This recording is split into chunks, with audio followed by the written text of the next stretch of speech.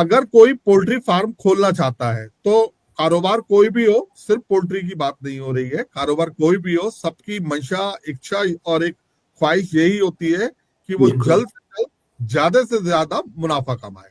तो है। तो ऐसा ही पोल्ट्री में भी है। तो सबसे पहले हम ये जानना चाहेंगे कि अगर कोई पोल्ट्री फार्म खोलना चाह रहा है, अभी उसने कुछ नहीं किया है, सिर्फ उसका एक प्लान है, एक विचार है, बिल्कुल। तो ऐसी स्टेज पर उसको क्या तैयारी करनी चाहिए? जी, उसी पे आते हैं, क्योंकि कोई भी व्यवसाय आप शुरू करते हैं, पहले सभी किसान भाइयों का, किसान तक के चैनल में जुड़े हुए सभी किसान भाइयों को बहुत-बहुत धन्यवाद और नमस्कार। तो आज का विषय हम शुरू करते हैं कि कोई भी आप व्यवसाय शुरू करते हैं, उससे पहले आपको कुछ बेसिक चीज़ें हैं जो आपको मालूम होनी चाहिए कि उनको हम अगर इन चीज़ों का ध्यान रखेंगे, तो हम अपने व्यवसाय को सुचारू रूप से चला सकेंगे और उसमें अपना मुनाफ़ा भी बढ़ा सकेंगे और उसको छोटे स्केल से बड़े स्केल पे ले जा सकेंगे। जो भी नया फार्मर आता है, नया फार्मर भाई शुरू करना चाहता है, अच्छा रहता है कि अगर वो शुरुआत पहले कम बर्ड से करे, जैसे भई 500, 1000, 2000, 5000 ऐसे करके, और धीरे से जैसे उनको अपना कॉन्फिडेंस आ जाए भी हाँ, हमने ये काम करके देख लिया, अब हमें काफ़ी सारी जानकारी हो गई है, फिर वो आगे उसको काम को बढ़ा सकते हैं। लेकिन जो बेसिक चीज़ें हैं, मैं उसके बारे में आपका ध्यान आकर्षित करूँगा कि एक तो है कि सबसे पहले हमारे 3 चीज़ बहुत ज़रूरी होती है मुर्गी व्यवसाय के लिए। मुर्गा चूजा कैसा हो, फीड कैसा हो, फीड मैंने जो उसका भोजन है वो कैसा होना चाहिए, और जी। उसका प्रबंधन कैसा हो। ये 3 मुख्य बातें हैं जिनके ऊपर हम ध्यान रखना ज़रूरी होता है। तो न जैसे मुर्गियों की नस्ल है, उनमें जो ब्रॉयलर फार्मिंग जो भाई कर रहे हैं, उनके लिए हम नस्ल बताते हैं। तो कॉक सबको मालूम है, जो भी फार्मिंग करता है, कि कॉक की मुर्गी अच्छा रहता है और उसके वजन भी अच्छा बनाती है। अगर अंडे वाली मुर्गी है तो अंडे भी अच्छे देती है। ये कॉब 430 के नाम से आता है, जो ब्रॉयलर का है, ये कॉब 400 आता है। और ऐसे ही एक दूसरी ब्रीड है जो रॉस के नाम से आती है, और एक तीसरी है हबर्ड के नाम से। ये 3 मुख्य प्रजातियां हैं जो ज़्यादा प्रचलित हैं ब्रॉयलर व्यवसाय के लिए।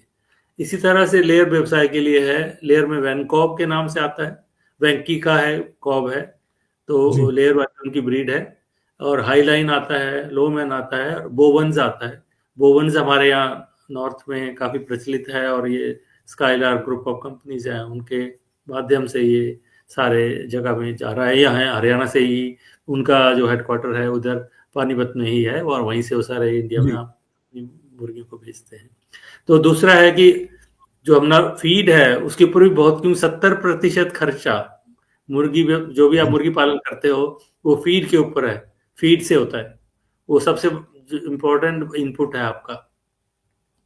इसमें भी जी। बहुत ज़्यादा पिछले कुछ सालों में बहुत ज़्यादा इसके ऊपर साइंटिफिक और कमर्शियल, मतलब हर कंपनियों ने अपना अपना बहुत अच्छी किस्म से फीड तैयार किया है, और वो मार्केट में अवेलेबल है। तो अच्छा, इसके बाद इसका तीसरा जो मैं बताया, तीसरा पॉइंट है जो हमें जिसके ऊपर ध्यान देना चाहिए, वो अच्छा प्रबंधन और जैव सुरक्षा, या उसके बीमारियों से बचाव कैसे करें। तो इनका ध्यान रखने के लिए सबसे पहले हम आते हैं शेड कैसा होना चाहिए, उनकी डायरेक्शन क्या होनी चाहिए। जो हम फार्म जी। बनाएं, वो उसका डायरेक्शन कैसा होना चाहिए, पूरब से पश्चिम, पूरब पश्चिम की तरफ होए, क्योंकि डॉक्टर उसमें क्या रहता साहब, है। डॉक्टर साहब, माफी चाहूंगा, मैं बीच में आपको टोक रहा हूँ, लेकिन फार्म यानी फार्म के लिए शेड बनाने से पहले एक चीज जानना चाहेंगे कि अगर कोई ब्रॉयलर का या लेयर का कोई भी फार्म फार्म खोलना हाँ, चाहता है, तो उसके लिए कुछ सरकारी जो फॉर्मेलिटीज हैं, पेपर फॉर्मेलिटीज या कोई एनओसी, कुछ इस तरह की, इसमें थोड़ी सी जानकारी आप हमारे दर्शकों को दें कि उसके हाँ, लिए भी कुछ करना पड़ता है। हाँ, वो करना पड़ता है, क्योंकि आज के समय में थोड़ा-सा एक तो पॉल्यूशन वालों का थोड़ा-सा इश्यू रहता है, क्योंकि वो जी। उस कैटेगरी में उनको ले लेते हैं, भई इससे पॉल्यूशन फैल सकता है। तो वो सबसे पहले ये ध्यान रखना है कि वो किसी, जहाँ लोग रहते हों, आबादी बस्ती हो, उसके आस-पास नहीं करें। वो खेत में करें, दूर करें, ताकि वो लोगों को उसकी वजह से कोई ऑब्जेक्शन ना हो। पहली बात तो ये, जी। सबसे पहला ऑब्जेक्शन की वजह से ही दिक्कत आती है। लोग ऑब्जेक्शन करते हैं कि उसकी स्मेल आएगी, मक्खियाँ आएँगी, तो उस वजह से ये ऐसा है कि वो बस्ती के आस-पास कभी ना करें, बस्ती से हट के करें। और जितने भी नेशनल हाईवे हैं, स्टेट हाईवे हैं, उनसे भी कम से कम वो 100, 100, 150 फीट अंदर को रह के ही करना चाहिए उनको। ये बेसिक चीज़ है। दूसरी चीज़ है जो किससे उनको परमिशन लेना होता है, तो ये एक तो पशुपालन विभाग से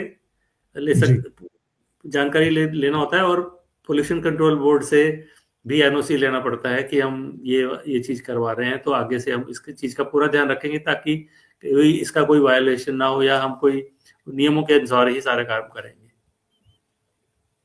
इसमें डॉक्टर साहब ये तो आपने बता दिया कि आबादी के बीच ना हो, और कुछ गवर्नमेंट से एनओसी लेना भी जरूरी होती है, जैसे पॉल्यूशन डिपार्टमेंट की और दूसरे। इसके अलावा एक चीज और कि क्या मुर्गियों को देखते हुए, क्योंकि ये बहुत सेंसिटिव वर्ड होती है, तो फार्म के लिए लोकेशन कैसी चुननी चाहिए?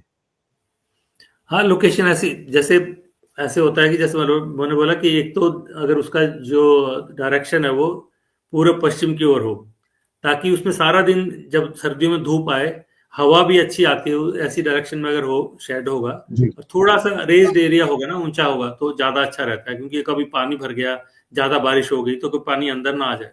तो उन चीजों को ध्यान में रखते हुए थोड़ा सा रेज्ड एरिया होगा, ऊंचा एरिया होगा, तो वहां पे अगर आप बनाएंगे तो ज्यादा अच्छा रहेगा। बाकी अपने हिसाब से भी कितना बड़ा आपको बनाना है, आगे कितना एक्सपेंड करना है, उसके हिसाब से अगर आप जब जगह शुरुआत में ही ऐसी जगह लेंगे तो ज्यादा अच्छा रहेगा, ताकि आगे भी आप उसको अपने हिसाब से जितना भी आप बड़ा कारोबार करना चाहेंगे उसके हिसाब से बढ़ा सकते हैं अपने व्यवसाय को।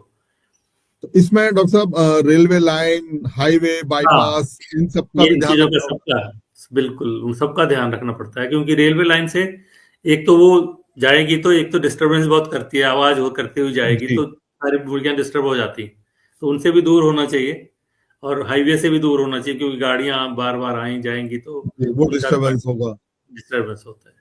हाई टेंशन लाइन ऊपर से ना जा रही हो, वो नहीं जानी चाहिए, बिल्कुल हाई टेंशन वायर भी नहीं होना चाहिए ऊपर से। तो मेरे ख्याल से अब हम वापस आते हैं अपने शेड मैनेजमेंट को लेकर, जो आपने बताया कि सबसे पहले हमारी जो काम करना होगा ग्राउंड लेवल, वो होगा शेड बनाना। हाँ जी। तो शेड बनाने के लिए क्या तैयारी करनी चाहिए?